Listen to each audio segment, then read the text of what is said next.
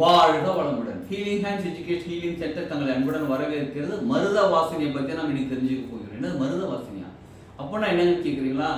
அந்த மருத வாசினின்ற பெயர் தான் மருவி இப்போ மருதாணி என்று நாம் அழைத்து கொண்டிருக்கிறோம். அப்போ மருதாணியை பற்றி தான் நம்ம இன்னைக்கு பேச போகிறோம். ஓகேங்களா? சரி, மருதாணியில் அப்படி என்னதாங்க ஸ்பெஷல்? மருதாணி நார்மலாக எதுக்கு வைப்பாங்க? கல்யாண நேரத்தில், ஃபெஸ்டிவல் டைமில், ஃபங்க்ஷன் டைமில் வீட்டில் வந்து பெண்கள் வந்து மருதாணி அரைச்சி அப்படியே அழகாக ஆரஞ்சு கலரில் சப்பாக அப்போ வைப்பாங்க, ரவுண்டாக வைப்பாங்க. அப்புறம் அந்த கப்பு மாதிரி வச்சு கையில் அழகாக இருக்கும். நல்லா கவனிச்சு பாருங்க. ஒரு பெண், ஒரு குழந்தை, பெண்கள் யாராக இருந்தாலும் சரி, அவங்க கை சாதாரணமாக பார்க்கும்போது நல்லா இருக்கும், அழகாக இருக்கும். மருதாணி வச்ச பிறகு பார்த்தீங்கன்னா அவங்க கையை பார்க்கும்போது ஒரு கை வந்து ஒரு தெய்வீக கலையோடு இருக்கும். பார்த்துருக்கீங்களா? நீங்கள் அனுபவிச்சிருக்கீங்களா அந்த உணர்வுகளை? நீங்களே பெண்களாக நீங்களே பார்த்துட்டு இருக்கீங்கன்னு வச்சோன்னே, உங்கள் கையை சாதாரணமாக பார்க்கறதுக்கும் மருதாணி வச்ச பிறகு பார்க்கறதுக்கும் அதோட தன்மை வேற மாதிரி. உங்கள் பார்வையை ஒரு செம்மையாக இருக்குல்ல, அழகாக இருக்கலாம்னு தோணும் பாருங்க. ஏன் தெரியுங்களா? அந்த மருதாணி செடியே தெய்வீக தன்மை கொண்டது. அதுவும் அந்த மருதாணி செடிக்கு பிறகு அந்த பெண் தன்மை, பெண் தெய்வத்தோட தன்மை, அந்த பெண் தெய்வத்தோட தன்மை உங்களுக்குள்ள வந்து சேரும்போது, உங்க கைகளில் கால்களில் நீங்க வைக்கிறீங்க பாருங்க, வந்து சேரும்போது அந்த அழகான ஆரஞ்சு கலர் உங்களுக்கு அந்த தெய்வீக சக்தியை கொடுக்கக்கூடியது. தெய்வீக சக்தி கிடைக்கும் போது என்ன திரும்ப நடக்கும்? எந்த ஒரு தீய சக்தியும் நம்ம கிட்ட நெருங்காது. நம்ம நினைக்கிறோம், இப்ப நீங்க ஒரு பிசினஸ் மேனா இருக்கீங்க, பிசினஸ் உமனா இருக்கீங்க, நீங்கள் ஒர்க் பண்ணுறீங்க, நீங்கள் வீட்டில் இருக்கீங்க, இல்லத்தரசியாக இருக்கீங்க, நீங்கள் யார் ஆனாலும் இருந்துக்கோங்க. என்னை பார்த்து நிறைய பேர் கண்ணு வைக்கிறாங்க. நான் வந்து சாதாரண சின்ன விஷயம் செஞ்சால் கூட என்னை பார்த்து ரொம்ப கண்ணு வைக்கிறாங்க, என் மேலே வந்து ரொம்ப பொறாமப்படுறாங்க. இந்த மாதிரி பலர் வந்து செய்வினை செய்கிறாங்க, எங்கள் ஃபேமிலிக்கே செய்வினை. இந்த மாதிரிலாம் எந்த மாதிரி விஷயங்களாக இருந்தாலும் விலகிவிடும். அதனால தான் ஃபங்க்ஷன் அப்போ, ஃபெஸ்டிவல் அப்போ, கல்யாணம் இந்த மாதிரி நேரங்களில் வரும்போது மருதாணியே கையில் வச்சாங்க அப்படின்னா, அது முக்கியமாக பெண், அந்த கல்யாண பொண்ணு, அந்த மாதிரி முக்கியமான ஆள் இருக்காங்க பாருங்க. நார்மலாக இப்போ எல்லாருமே வச்சுக்கிறாங்க. ஒரு ஒரிஜினல் மருதாணி நான் சொல்லிட்டு இருக்குது. அந்த மருதாணி ஏன் வச்சுக்கிறாங்கன்னா, இந்த மாதிரி மற்றவங்களோட கண்ணோ இல்லை மற்றவங்களோட பொறாமை எண்ணங்களோ இல்லை வேற ஏதாவது தீய சக்திகளோ நம்ம அண்டக்கூடாதுன்றதுக்காக மருதாணியை வச்சுக்கிறாங்க. இப்போ நமக்கு அந்த மாதிரி வீட்டில் சாதாரணமாக நானும் ஃபெஸ்டிவல் ஃபங்க்ஷன்லாம் போலங்க. வீட்டில் இருக்கீங்க, உங்களுக்கு என்னமோ மனசு தெரியல, வீட்டில் ஒரு மாதிரி நெகட்டிவ் ஃபீலிங்ஸ் இருக்குது, நெகட்டிவ் எனர்ஜி இருக்குது அப்படின்னு நீங்கள் ஃபீல் பண்ணிங்கன்னா மருதாணி நீங்கள் வச்சுக்கோங்க. ஆண்களை நீங்களும் வச்சுக்கலாம்.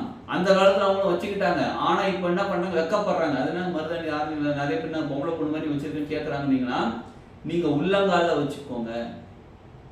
சரி, இதோட இன்னொரு ஸ்பெஷல் என்ன தெரியுங்களா? மருதாணி வந்து யமதர்மன் கிட்ட வரம் வாங்கியிருக்காங்க. நான் யார்கிட்ட இருக்கணும், அவங்க உயிரை நீ எடுக்கக்கூடாது வரம் வாங்கியிருக்காங்க. இப்போ மருதாணி வச்சிருக்கும் போது இப்போ ரொம்ப நோய் நொடியில் இருக்காங்க, ரொம்ப உடம்பு சரியில்லாமல் இருக்காங்க, அவங்க இன்னும் கொஞ்சம் அதாவது நல்ல உடல்லாம் தேறி வரணும். ஸோ இந்த மாதிரி ஸ்டேஜில் இருக்கிறவங்களுக்கு நீங்கள் மருதாணி வச்சு விடுங்க, அவ்வளோ சீக்கிரம் உயிர் போகாது. இன்னொரு விஷயம் சேர்த்துக்கோங்க, கொஞ்சம் கொஞ்சமாக தேங்காய் பால் கொடுத்துட்டு வாங்க, அவரோட நிலை மாற ஆரம்பிக்கும். யாருக்கு ரொம்ப உடம்பு சரியில்லையோ அவங்க நிலை மாறி ரொம்ப உடம்பு சரியில்லாமல் சீரியஸாக இருந்தால் கூட அவங்க உயிரோட வர ஆரம்பிச்சிருவாங்க. அதாவது உயிர் சக்தி பெருக ஆரம்பிக்கும். அது எப்படிங்கன்னு கேட்குறீங்களா? தேங்காய் பால் என்ன சொல்லுவாங்க பழமொழி? நம்ம நார்மலாக முன்னோர்கள் என்ன சொல்லுவாங்க? இருங்க, நம்ம முன்னோர்கள் என்ன சொல்லியிருக்காங்க? சாகும்போது தேங்காய் பால் ஊற்றணும்னு சொல்லியிருக்காங்க. நம்ம என்ன நம்ம நினச்சிக்கிட்டோம்? மாட்டுப்பால், ஆட்டுப்பால், மாட்டுப்பால் கூட இல்லை, மாட்டுப்பால் ஊற்றணும்னு நினச்சிக்கிட்டோம். இப்போ வரக்கூடிய காலத்தில் பாக்கெட் பால் தான் ஊற்றுறோம். அதாவது உயிருக்கு போராடிக்கிட்டு இருக்கிறவங்களுக்கு பேக்கெட் பால் ஊற்ற முடிச்சு விட்டுறோம். இதே நீங்கள் தேங்காய் பால் ஊற்றினா உடம்பு சரி பண்ணக்கூடிய தன்மை உண்டு. தாய்ப்பாலுக்கு ஈக்குவலானது தேங்காய் பால்.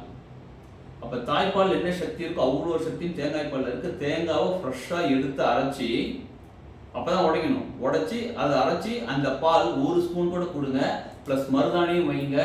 அவங்க உயிர் சக்தி மறுபடியும் வந்து அவங்க நோய்கள்லாம் சரியாகி அது ஆரோக்கியமாக மாறி அவங்க வாழ்றதுக்கான வாய்ப்புகள் திரும்ப கிடைக்கும். அவ்வளோ சக்தி வாய்ந்தது மருதாணி, தேங்காய் பழம் தான். ஓகேங்களா? சரி, இப்போ மருதாணி இது மட்டும் தான் பழனான்னு கேட்டால் இது மட்டும் கிடையாதுங்க. அந்த கலர், அந்த அழகான கலர் இருக்கு பாருங்க, அது வந்து அந்த கலர் எங்க இருக்குன்னு பார்த்தீங்கன்னா, சூரியன் உதிச்சு வரும்போது ஒரு கலர் பார்ப்பீங்க பாருங்க, அந்த கலர் மாதிரி, அந்த ஆரஞ்சு கலர் மாதிரி இருக்கும். இப்போ அது சூரியனோட சக்தியையும் கொண்டது அந்த மருதாணி. அப்போ அதை பார்க்க சூரியனோட சக்தி, சூரியன் சக்தி என்னது? ஆளுமைத்தன்மை, தைரியம், தன்னம்பிக்கை, கான்ஃபிடன்ஸ், இதெல்லாம் கொடுக்கக்கூடிய சூரியன் சக்தி. அப்போ உங்களுக்குள்ள அந்த தன்மை உருவாகும். அது தெய்வீக தன்மையோடு இது சேர்ந்து உருவாகும். அப்போ உங்க மனசு நல்லதாகவே இருக்கும். தேவையில்லாத விஷயம் திங்க் பண்ணாது, தேவையில்லாத விஷயங்களை அட்ராக்ட் பண்ணாது, தேவையில்லாத விஷயங்களை பற்றி நீங்கள் யோசிக்க கூட மாட்டீங்க. இப்படி சொல்லலாமா? நீங்கள் நல்ல விஷயங்களை பற்றி தான் யோசிப்பீங்க, நீங்கள் நல்ல விஷயத்தை தான் அட்ராக்ட் பண்ணுவீங்க, நல்ல விஷயங்கள் தான் உங்ககிட்ட சேரும். எப்போ? மருதாணி வச்சிருக்கும் போது. அப்ப இவ்வளோ தன்மைகள் கொண்டதான் அந்த மருதாணி. இப்ப நிறைய பேர் என்ன பண்றாங்க, அந்த ஹென்னான்னு சொல்லி கடையில வாங்கிட்டு அந்த கூம்பு இந்த கோன் மாதிரிலாம் வச்சிருக்காங்க பாருங்க, இந்த பவுடரை கரைச்சி விற்கிறது. இதெல்லாம் வந்து கலர் மட்டும்தான் அந்த கலர் வரும், கிட்டத்தட்ட அந்த கலர்ல வரும். டிசைன்லாம் போடுறாங்க, டிசைன்லாம் நமக்கு தேவையில்லை. நமக்கு உடல் ஆரோக்கியமாக இருக்கணுமா, வாழ்க்கை சிறப்பாக இருக்கணுமா, டிசைனால இருக்கணுமா, நம்ம வாழ்க்கை தான் சிறப்பு. அப்போ ஒரிஜினல் மருதாணி இலையை நீங்களே பறிச்சு அதை அரைச்சி அதை நீங்க வைங்க. சரி, அடுத்தது வேற என்ன பண்ணலாம்? எங்க வீட்டிலே மருதாணி இலை செடி வைக்கிறீங்க, இது நல்லதா? மருதாணி செடி ரொம்ப நல்லது, வீட்டில் வச்சிருங்க. ரொம்ப நல்லது வீட்டில் வச்சிருக்கிறது. அதனால வீட்டில் செடி வளர்க்க முடியாது, மருதாணி செடி வளர்த்துக்கோங்க.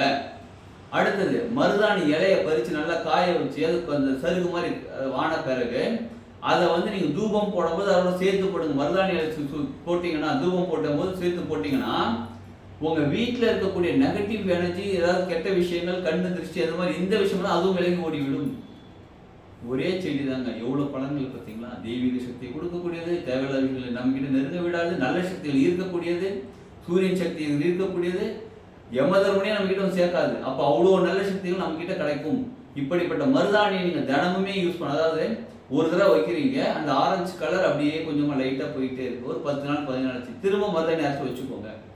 தொடர்ந்து வச்சுக்கிட்டே வாங்க, உங்கள் உடம்புக்கு குளிர்ச்சியும் கிடைக்கும். உடம்பு சூடு வெப்பத்தன்மையும் கம்மியாகி பேலன்ஸ் ஆகி குளிர்ச்சியும் கிடைக்கும். தேவையில்லாத விஷயங்கள் விலகி தேவையான விஷயங்கள் அட்ராக்ட் பண்ண ஆரம்பிச்சிருவோம். சூரியன் தன்மையோடு சேர்ந்து நம்ம வாழ்க்கை பலமாக வரும், அதாவது எண்ணங்கள் பலமாகும், நம்ம தன்னம்பிக்கை உயரும். இதெல்லாம் சேரும்போது நமக்கு தேவையான எல்லா விஷயமும் கிடைக்கும். மருதாணி இலையை அரைச்சி நீங்க வச்சு பயன்படுத்துங்க, பலன் பெறுங்க, வாழ்க்கையை உயர்த்துவோம். வாழ்க வளமுடன்.